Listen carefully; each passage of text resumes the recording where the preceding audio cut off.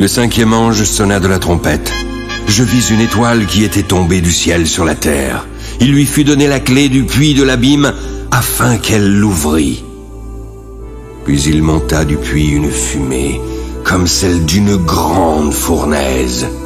Le soleil et l'air furent obscurcis par la fumée du puits. De la fumée sortirent des sauterelles qui se répandirent sur la terre. Il leur fut donné un pouvoir comme celui des scorpions de la terre.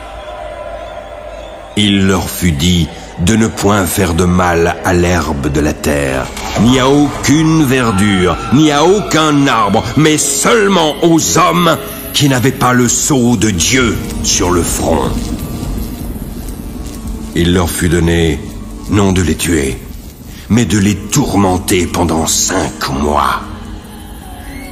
Le tourment qu'elle leur causait était comme le tourment que cause le scorpion quand il pique un homme. En ces jours-là, les hommes chercheront la mort, mais ils ne la trouveront pas.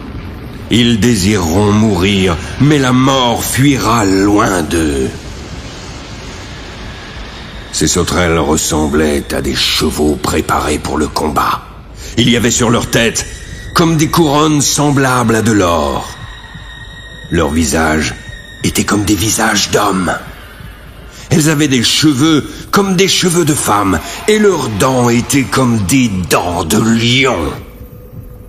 Elles avaient des cuirasses comme des cuirasses de fer, et le bruit de leurs ailes était comme un bruit de char à plusieurs chevaux qui courent au combat. Elles avaient des queues semblables à des scorpions et des aiguillons.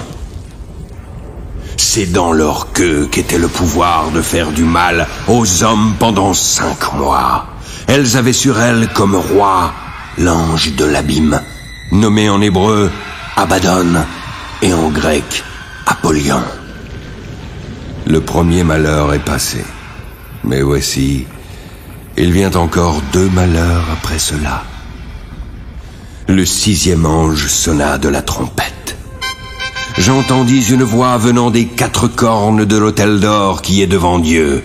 Elle disait au 6e ange qui avait la trompette: « Délie les 4 anges qui sont liés sur le grand fleuve d'Euphrate. » Et les 4 anges, qui étaient prêts pour l'heure, le jour, le mois et l'année, furent déliés afin qu'ils tuassent le tiers des hommes.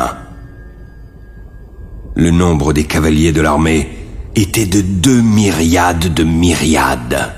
J'en entendis le nombre. Puis dans la vision, je vis les chevaux. Ceux qui les montaient avaient des cuirasses couleur de feu, d'hyacinthe et de soufre. Les têtes des chevaux étaient comme des têtes de lions, et de leur bouche sortait du feu, de la fumée et du soufre.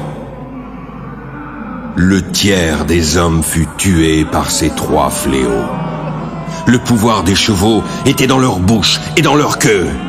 Leur queue était semblable à des serpents ayant des têtes. Et c'est à l'aide de ces têtes qu'ils faisaient du mal.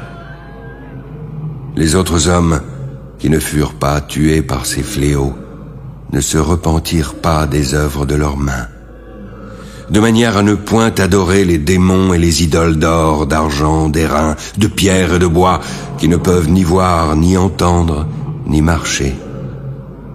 Ils ne se repentirent pas de leur meurtre, ni de leurs enchantements, ni de leur impudicité, ni de leur vol.